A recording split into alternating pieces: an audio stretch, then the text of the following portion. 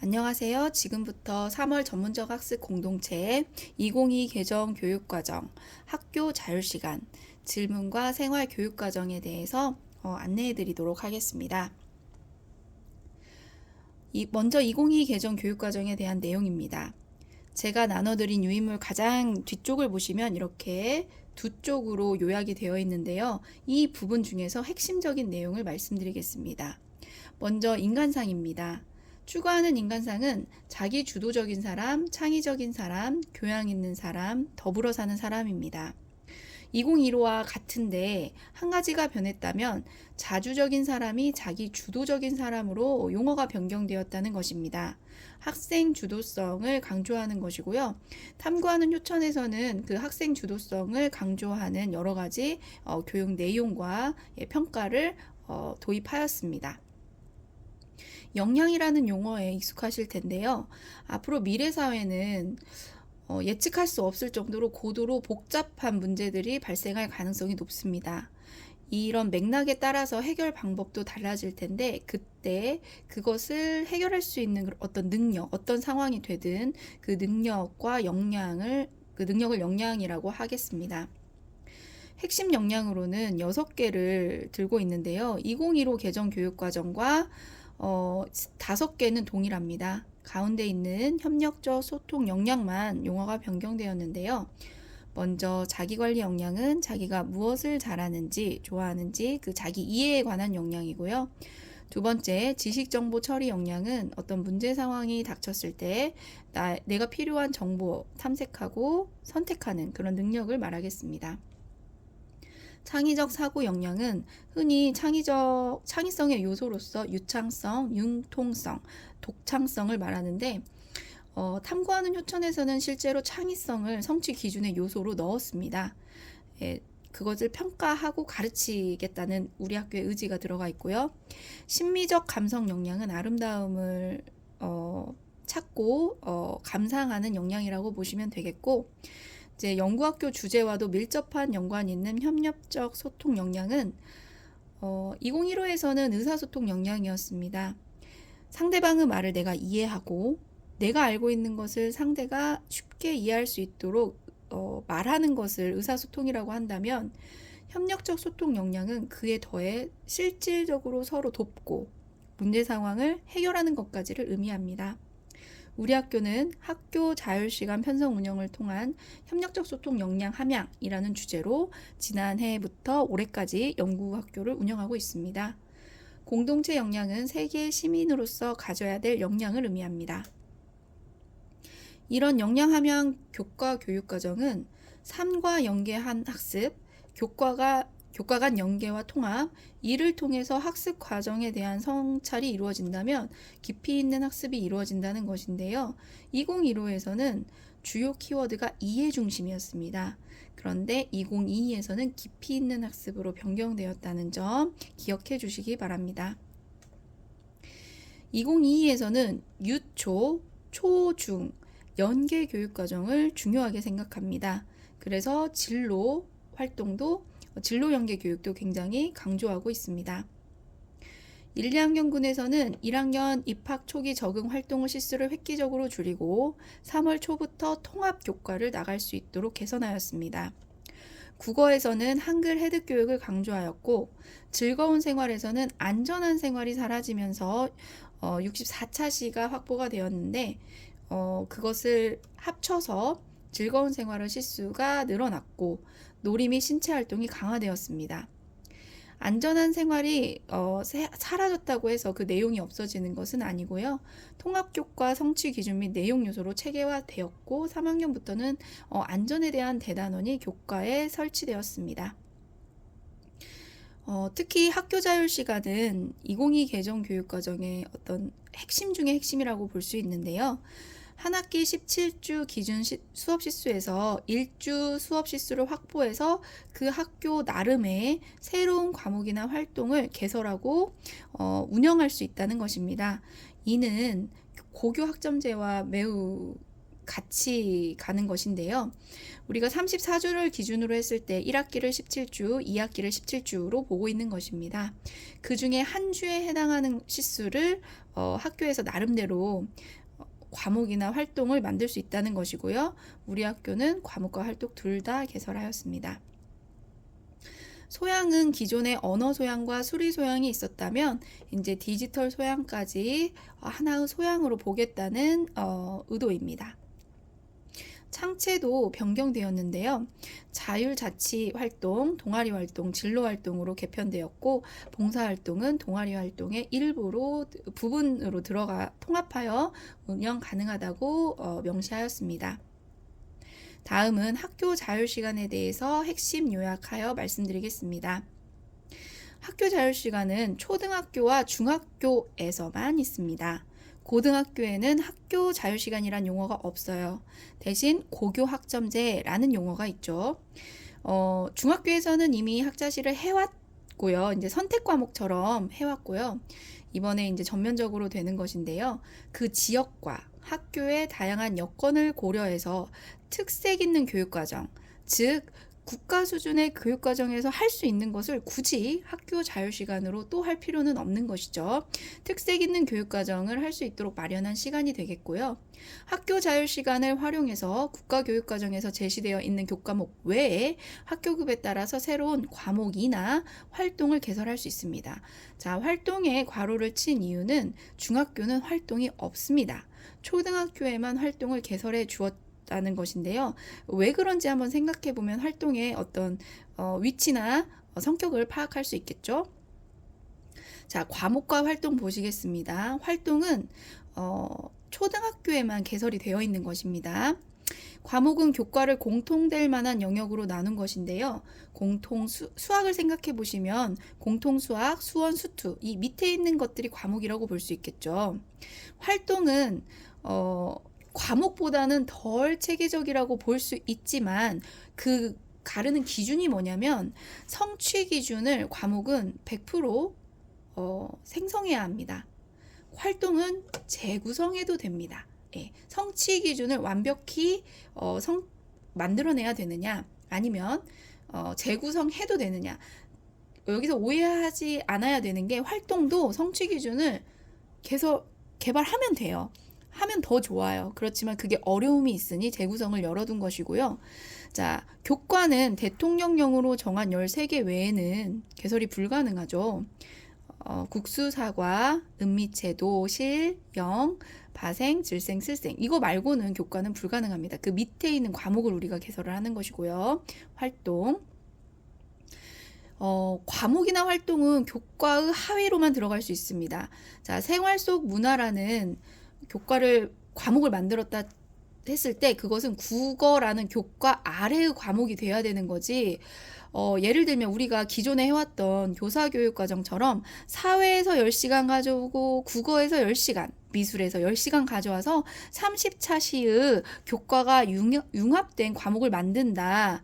그렇게도 활동은 만들 수 있을 것 같아요. 하지만 그럼에도 불구하고 국어, 사회, 미술이 합쳐져 있음에도 불구하고 그 과목은 특정 과목 밑으로 들어가야 된다는 거예요. 그러니까 이게 상당히 어려움이 있습니다. 우리 학교 같은 경우는 질문과 생활이라고 해서 명백하게 국어 밑으로 들어가는 굉장히 구체적이고 실제적인 과목을 개발해냈는데 여러 가지 은미체 요소가 들어가 있는 그런 교과를 섞어서 만들었다면 어느 교과 밑으로 넣을 것인가.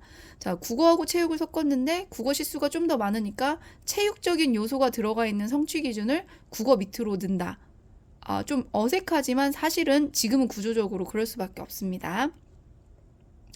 이건 실제로 우리 학교의 나이스 편제표입니다. 캡처를 했는데요.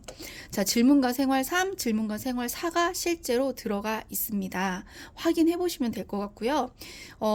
여기 이제 175 더하기 29를 하면 204가 나와요. 그래서 국가 수준에서 정한 우리는 이제 증감을 통해서 하다 보니까 겉으로 봤을 때는 증감이 없어 보여요. 그런데 이 위에 있는 일반 국어에서 29차시 일반 국어와 다른 과목에서 조금 차시를 가져와서 학자시 29차시를 확보한 거거든요. 4학년도 마찬가지고요. 이것은 2학기에 해당하는 활동입니다. 소중한 자연, 3학년은 활동명이 소중한 자연이거든요. 그래서 사회과 밑으로 들어갔기 때문에 이렇게 나이스에도 이렇게 편제가 됐고요. 우리는 지구시민이라는 이 활동도 4학년 과학 밑으로 들어가 있기 때문에 과학으로 29차시가 편제가 되어 있습니다. 이제 나이스에 이렇게 명시가 되었다는 게 참 놀랍기도 하고, 이게 정말 이제 되겠구나. 앞으로는 김주연이라는 교사가 어떤 과목을 우리 반만을 위해서 만들어서 하겠다라고 했을 때 사전에 심의만 받으면 정말 가르칠 수 있겠구나. 그 교사의 역량이 극대화되는 어떤 교육과정 운영도 실제적으로 가능하겠구나라는 생각이 들었습니다. 이 학자시는 철저히 학기 단위라서요. 이 29시간이라 한다면 1학기에는 15시간, 2학기에는 14시간 이렇게 할 수 없습니다. 그냥 한 학기에 몰아서 29시간을 하셔야 합니다. 운영 시기는 집중형이 있고 고정형, 분산형이 있는데, 집중형은 우리 작은 학교들에서 계절학교처럼 아주 집중적으로 하는 것이고요. 고정형은 우리 학교에서 하는 것처럼 마치 국어, 영어, 수학처럼 목요일 1, 2교시는 질문하는 효천이다. 이렇게 질문과 생활 시간이다. 분산형은 섞어서 하는 것입니다. 우리 학교에 만약 목요일에 못할 경우는 그 주에만 하시면 됩니다. 평가는 일반 교과처럼 과목은 평가하시고요. 활동은 현재 구체적인 지침이 안 나와 있지만 과목처럼 할 가능성이 높습니다. 2022 개정 교육과정과 교과 내용 요소 및 성취 기준에 대해서 핵심적인 것만 말씀드리겠습니다. 성취 기준이라는 것은 교육의 결과로서 어떤 학생들의 능력을 말하는 건데요. 어떤 절대적인 것이 아니고 규범적인 성격을 갖기 때문에, 규범적이라는 것은 뭐냐면 딱 정해진 게 아니라는 거예요. 이렇게 이것은 이것으로 부르자, 이게 이제 규범적인 정의라고 하거든요. 이 성취 기준을 전체적인 범주, 좀 지향점이라고 봤을 때 우리 전주 효천초등학교에서 질문과 생활 3의 성취 기준은 이런 방향성을 가지고 아이들이 이 교육 결과로서 어떤 능력을 가지면 되는지에 대한 문장이다 라고 생각을 하시면 되겠습니다. 기준에는 내용 기준이 있고 교육과정 기준이 있고 수행 기준이 있습니다. 보통은 우리나라에서 내용 기준을 따릅니다. 자, 학생이 알기를 바라는 거, 명제적 지식, 개념적 지식, 그 다음에 할 수 있기를 바라는 거, 절차적 지식이라고 하죠. 그것을 문장의 형태로 써주는 거예요. 그래서 한다라고 끝나고요. 이 교육과정 기준은 상당히 친절한 기준입니다. 어떻게 해야 되는지 그 수업의 수단까지도, 예를 들면 역할극을 하세요. 어떤 교수학습 방법까지도 말을 하는 거거든요. 토론을 하세요. 이렇게. 하지만 이런 수준의 기준이 국가 수준에서 준다면 오히려 선생님의 수업을 제한하는 것입니다. 예를 들면 문장 성분을 이해하고 상황에 맞게 표현한다 라는 이 기준을 위해서 교사마다 활용하는 게 다릅니다. 자료가 다릅니다. 교수학습 방법도 다릅니다. 하지만 여기는 그 방법까지도 제시해주는 기준이라서 단원 차시 목표 정도에 해당하게 되겠고요. 수행 기준은 뭐뭐를 이제 개념적 지식이나 절차적 지식을 배웠잖아요. 그런 다음에 이거를 진짜 적용해서 할 수 있는지 그 능력치를 보는 거고, 숙련도를 평가하는 거예요. 그러니까 우리가 수행평가라고 했을 때 할 수 있냐 없냐 보다는 잘했는지 성취 수준을 보는 것도 굉장히 중요하죠. 그런 숙련도 평가라고 생각하시면 되겠습니다. 내용 중심 진술은 개념 원리를 안다, 이해한다, 뭐 요런 수준이 되겠고요. 예시로서 조선 후기 사회 문화적 변화와 개항기 근대 문물 수용 과정에서 달라진 사람들의 생활을 이해한다. 뭐 이런 식으로 기술이 되겠습니다. 활동 중심 진술은 이제 교육과정 기준에 아까 말했던 아주 수단까지 말해주는 글을 쓴다, 뭐 노래를 부른다, 연극을 한다처럼 어떤 굉장히 구체적인 면으로 나옵니다. 수행 기준은 무엇을 할 수 있다라고 형태가 제시되는데요. 예를 들면 관찰과 상상으로 아이디어를 떠올려 표현 주제를 구체화할 수 있다. 겉으로 그러니까 이거를 할 수 있는지 없는지 보여줘야 된다는 것이죠. 그래서 우리는 기준은 내용 기준으로 많이 되어 있고, 이제 평가는 수행 평가라고 해서 뭔가를 퍼포먼스를 보여주기를 원하는 평가가 많이 되어 있어서 좀 2015에서도 2022도 마찬가지겠지만 좀 혼란스러운 면이 있죠. 2015와 2022 개정교육과정을 이 표를 통해서 정리해 드리도록 하겠습니다. 자, 어떤 교과마다 영역이 있습니다. 국어는 6개 영역이 있죠. 듣기, 말하기, 읽기, 쓰기, 문법, 문학, 그 다음 매체까지. 이 영역은 교과의 성격을 가장 잘 나타내주는 최상위 범주이기 때문에 그 영역만 보면 읽기 하겠구나, 쓰기를 뭔가를 하겠구나, 이게 직관적으로 오는 거예요. 핵심 개념은 2015에서는 핵심 개념이었어요. 이거는 굉장히 근본적인 아이디어라고 볼 수 있는데 우리 질문과 생활을 본다면 질문에 해당하겠죠. 질문이라는 그 단어가 핵심 개념입니다. 자, 2015에서는 일반화된 지식이라고 해서 어떤 문장 형태의 원리나 일반화를 쓰게 했어요. 예를 들면 핵심 개념에서 우리는 질문이었죠. 그러면 일반화된 지식은 질문은 의사소통을 확대시킨다, 확장시킨다. 이거는 원리죠. 일반화된 문장이죠. 이것을 이제 두 개를 갈라놨는데 2022 개정에서는 이 두 개를 합쳐서 핵심 아이디어라는 용어로 통합을 합니다. 그러니까 핵심 아이디어는 단어도 될 수 있고 문장도 될 수 있는 거예요. 뿌리가 여기이기 때문에. 자, 내용 요소가 굉장히 중요해서 별표 3개를 치고 싶은데요. 기존의 2015까지는 우리는 성취 기준을 굉장히 중요하게 생각했어요. 그 아이들의 도달점, 그 결과물.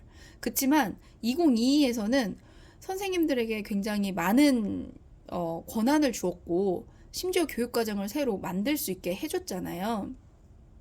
내용 요소까지 가는 거예요. 이 내용 요소가 굉장히 많은 것을 함축하고 있어서 예를 들면 그 영역, 그 교과에서 꼭 배워야 되는, 그 영역에서 꼭 배워야 되는 지식이해, 과정 기능, 가치 태도에 해당하는 그 요소들을 찾으라는 거예요. 그래서 기능은 이제 서술하는 겁니다. 우리나라는 7차 교육과정부터 성취 기준이라는 용어가 생겼고 2015년에 비로소 성취 기준으로 명칭이 확정되고 핵심 역량이 처음으로 등장하게 됩니다. 학교 자율시간에서는 철저히 학년 중심입니다. 현재 교과는 학년군이라고 해서 1, 2학년군이라고 하면 2라고 시작했죠. 3, 4학년군이라고 하면 4라고 시작했죠. 5, 6학년군이면 6이에요. 그런데 학교 자율시간은 그런 거 없어요. 무조건 3, 4, 5, 6입니다. 1, 2는 이제 학자시가 없잖아요. 해당 교과의 글자 하나, 국어면 국. 저희도 이제 국어 왔죠. 이건 똑같습니다. 그 다음에 과목명이 와야 돼요. 여기는 이제 과목명이 없죠. 우리 초등에서는 과목이라는 게 없으니까요. 근데 질문, 여기 세자까지 쓸 수 있게 해줬어요. 그리고 영역은 우리는 질문 이해와 질문 활용이고요. 학자시에서 활동해서 우리 학교는 영역을 하나밖에 안 만들었어요. 예를 들면 3학년 소중한 자연은 그냥 소중한 자연이 하나의 영역이고, 우리는 지구시민이면 4학년에서는 지구시민이 영역이에요. 영역 하나예요. 그 다음에 5학년에서는 7빛깔 인권이면은 영역이 인권입니다. 6학년에서는 우리는 세계 시민이면 세계 시민. 그 영역을 읽으면 여기에서 뭐 가르치겠구나라는 게 오잖아요. 소중한 자연, 자연 가르치겠구나. 또 지구 시민, 지구 시민이 뭔지에 대해서 가르치겠구나. 인권 가르치겠네. 세계 시민에 대해서 가르치겠구나. 이렇게 알 수 있게끔 했고요. 그 영역의 첫 번째 성취 기준이다. 이렇게 생각하시면 되겠습니다. 이제 개발 단계는 제가 7단계로 했어요. 이제 빅 아이디어 1번입니다. 그러니까 우리가 성취 기준을 실제로 만들어야 되는데, 그러니까 성취 기준이라고 썼지만 사실은 교육 과정 그 설계를 해야 되는데 굉장히 어려워요. 그 교과의 전문성을 가진 교수님들이 모여서 거의 1년여 동안 만들고 수정하고 전국에 있는 선생님들한테 검토를 요청해서 받은 그게 바로 NCIC에 나오는 그 교육과정이잖아요. 그거를 우리가 만들어야 되는 거예요. 되게 단시간에. 어려움이 많지만 그래도 우리 할 수 있으니까 전문가이기도 하고 그걸 7단계로 한번 도식화 시켜봤어요. 왜냐면 너무 어려우니까. 첫 번째, 빅 아이디어. 자, 핵심 아이디어가 있었죠. 그 핵심 아이디어에서 이제 빅 아이디어를 거의 유사하다고 보시면 되는데, 우리가 과목을 지금 개발을 하려고 해요. 학자시 활동을 개발을 하려고 해요. 그럼 첫 번째 스텝이 뭐냐면 빅 아이디어를 정해야 된다는 거예요. 이거는 단어일 수도 있고 어떤 질문 형태일 수도 있고 큰 의미를 가진 명제 형태의 문장일 수도 있어요. 우리는 뭘까요? 질문과 생활은 당연히 질문이겠죠. 이제 지식의 구조라고 해서 개념 기반 탐구 수업을 보다 보면 이제 지식의 구조라고 해서 삼각형 나온 게 있어요. 거기에서 일반화와 원리가 빅 아이디어에 해당하는 건데 단어나 문장 둘 다 표현이 가능해요. 그래서 제가 아까 빅 아이디어는 핵심 질문일 수도 있다라고 말씀드렸고요. 심층적 학습.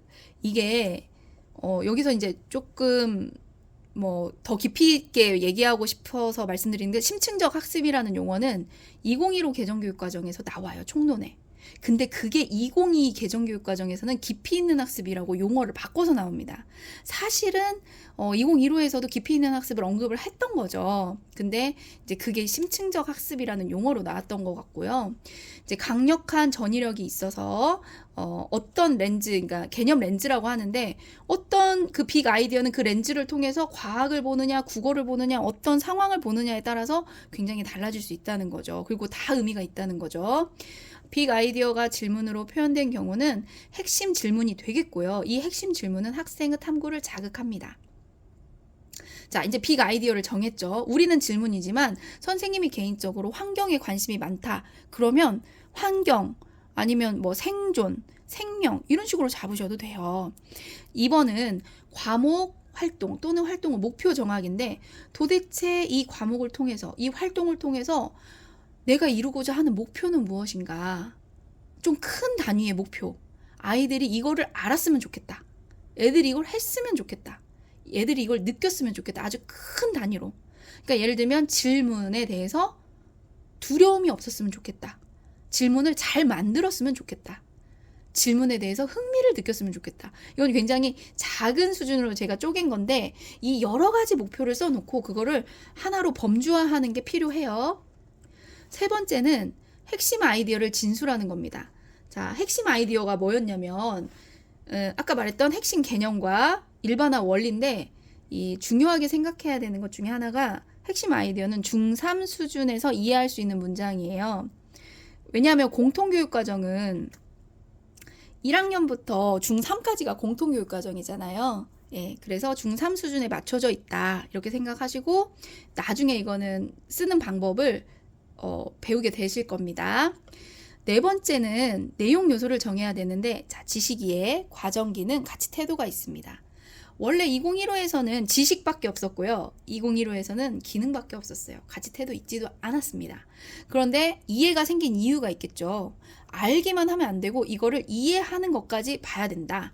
기능, 할 수 있기만 하면 안 되고 그 과정까지도 봐야 된다. 그다음에 가치가 있는가, 어떠한 태도를 갖추고 있는가, 그런 것까지도 이제 정의적인 영역을 빼버리니까 이걸 너무 경시하는 그런 느낌이 있었던 것 같아요. 그래서 우리 이제 3학년에서 가져온 건데요. 지식 이해는 질문의 개념을 알아야 된다. 질문의 필요성을 알아야 되고 이해해야 된다. 과정 기능에서는 뭐뭐 하기라고 해야 합니다. 생성하기, 활동이죠. 질문 공유하기. 예. 그 다음에 가치 태도는 호기심, 소중함, 어떤 정의적인 영역을 간추려 놓은 것이고요. 이것은 이제 2022 개정교육과정 를 만들어가는 과정 중에서 논문이 한 900페이지짜리가 나왔어요. 거기에서 이렇게 하기로 약속을 한 거예요. 지식 이해는 명사형으로 끝내주세요. 과정 기능은 뭐뭐 하기로 끝내주세요. 예, 이렇게. 자, 5번에서 7번이 선생님들이 실제적으로 하는 부분인데요. 3단계 보시겠습니다. 첫 번째, 단순 조합 단계. 자, 지식 이해에서 하나 가져오세요. 뭐 질문의 중요성을 가져온다든지, 과정 기능에서 질문 생성한다 가져오세요. 그 다음에 가치 태도에서 내용 요소 중에서 하나를 가지고 오는 거죠. 흥미를 느낀다를 가지고 오세요. 그러면 질문의 중요성을 이해하고 질문을 생성하며 흥미를 느낀다. 뭐 이렇게 할 수 있고, 두 번째 성취 기준은 지식이해에서 질문의 종류를 가지고 오고 유창하게 질문한다라는 과정 기능의 요소를 가지고 오세요. 두 개를 단순히 합하면 질문의 종류를 알고 유창하게 질문한다. 근데 유창하게 질문한다와 질문을 생성한다가 큰 차이가 있나? 뭐 이런 식으로 생각하는 단계가 2단계입니다. 한 영역에서 성취 기준을 두세 개 정도를 개발을 할 건데요. 그 과정에서 중복되어 있는 게 있는지, 간결하게 표현할 수 있는 게 있는지 그것을 확인을 하시는데, 자, 이것은 교육부에서 이렇게 하세요라고 각 교과 개발자들에게 명시를 한 부분입니다. 그러나 단위학교에서는 이걸 알 수 있는 방법이 없죠. 저는 그 논문을 읽고 그 보고서거든요. 2022 개정교육과정 그 개발된 보고서, 개발 과정을 써놓은 보고서인데, 반드시 성취 기준은 2개 이상이 들어가면 성취 기준으로 한다. 그런데 하나를 성취 기준, 내용 요소 하나를 성취 기준 하나로 만들 수도 있어요. 예를 들면 질문의 종류를 안다가 하나의 성취 기준으로 넘버를 가져가는 거죠. 그렇게 되면 무슨 문제가 생기냐면 성취 기준의 개수가 너무 많아져요. 그래서 3개도 해도 되고, 지식이해, 과정기능, 가치 태도를 합쳐도 되고, 3개 다 들어가게 해도 되고, 적어도 2개 이상 들어가게 만들어 주십사. 예, 그렇게 원칙을 교육부에서 말을 하였습니다. 자, 세 번째 단계는 핵심 아이디어로 볼 수 있는 용어를 이 성취 기준이 포함할 수 있는지를 판단하는 건데요. 3단계까지 이루어지는 경우는 거의 없는 것 같습니다. 자, 이렇게 해서 7단계 알려드렸어요. 자, 중요하니까 한번 같이 볼게요. 첫째, 빅 아이디어를 떠올리세요. 아, 난 뭘 가르치고 싶어. 그러면 두 번째, 목표 정하는 거죠. 애들이 뭘 알아야 하지? 뭘 할 수 있으면 좋지? 뭘 느낄 수 있으면 좋지? 목표를 정하세요. 이때 엄청 많이 써놓고 그것을 범주화 시키시면 됩니다. 세 번째, 핵심 아이디어를 쓰셔야 되는데, 이것을 배우면 중3 수준에서는 요 정도 이해할 수 있겠다. 이제 질문은 민주시민사회를 움직이는 원동력이다. 이런 어려운 문장들이 여기에서 쓰여요. 그래서 저는 쓸 때 핵심 아이디어를 가장 나중에 썼습니다.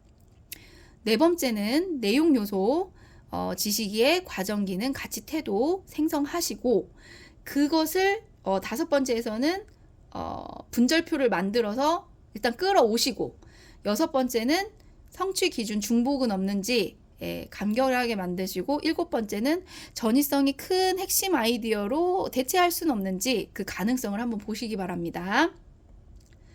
자, 그 교재에 저희가 나와 있는 것인데요. 우리 학교는 질문, 알아야 될 것은 질문의 개념, 필요성 뭐 이런 걸 알아야 돼. 아이들이 질문을 만들고 주고받고 고치고 질문을 이어가고 비교하고 중요도를 판단해서 성찰하기를 바래. 그 다음에 바람직한 문화를 느끼기를 바래. 핵심 아이디어는 이런 거예요. 이거 실제적으로 질문 이해의 핵심 아이디어거든요. 질문은 대상을 탐구할 수 있는 능동적인 행위이며 효과적인 문제 해결 방법이다. 이거를 지금 초등학교 2학년이 알 수는 없죠. 근데 이 수업을 해 나가다 보면, 그 내용 요소를 탐구해 나가다 보면 중3 수준에서는 이 정도에 이를 것이다. 네 번째, 지식이해, 과정 기능, 가치 태도에 대한 내용 요소를 쓰시는 거예요. 처음부터 이렇게 할 수 없어요. 저희 학교도 한 4-5번 고쳤습니다. 처음에는 너무 질문의 당위성, 이런 질문의 뭔가 유창성 엄청 정의하기 힘든 것들이 있었는데, 4번, 5번에 걸쳐서 선생님들 모여서 또 얘기도 하고 이 최종 정선된 것입니다. 분절표를 만들어서 지식이해에서 하나, 과정 기능에서 하나, 이렇게 가져와 가지고 이제 만드는 것이고, 실제로 우리 학교 질문과 생활 3을 보면서 설명드릴게요. 교육과정 설계의 개요, 성격 및 목표. 2015에서는 성격 및 목표라고 해가지고 2개를 합쳐놨는데, 그러니까 좀 복잡했어요. 그래서 2022에서는 성격 따로, 목표 따로 기술하였습니다. 여기서 별표를 쳐야 되는 게 교육과정 설계의 개요가 2022에서는 새로 만들어졌습니다. 2015는 이런 설계의 개요 이런 거 없어요. 이걸 만든 이유를 잘 생각해야 돼요. 그러니까 선생님이 설계자라는 거예요. 이 교육 과정을 어떻게 설계했는지 설계도를 쫙 보여주면서 설명을 여기서 하는 거죠. 내용 체계 및 성취 기준. 자, 내용 체계가 내용 요소가 들어가는 건데, 사실은 예전에는 성취 기준을 막 분석해가지고 이 성취 기준을 막 재구성하고 이리 갖고 오고 저리 갖고 오고 하지만, 이제 우리가 성취 기준을 완벽히 개발해낼 수 있게 된 마당에 성취 기준은 크게 눈에 들어오지 않죠. 내용 요소를 가지고 내가 어떻게 성취 기준을 만들 것인가를 이제 고민해야 되는 때가 온 거예요. 자, 영역 보시겠습니다. 자, 우리 질문과 생활에서는 질문 2의 영역이 있겠고 질문 활용 영역이 있겠습니다. 질문 2에는 들으면 뭐 하는지 아시겠죠?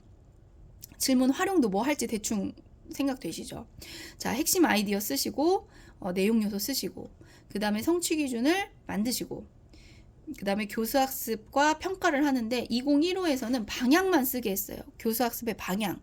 근데 2022에서는 방법, 너 어떤 구체적인 방법 쓸래? 그것까지 기술을 하게 했습니다.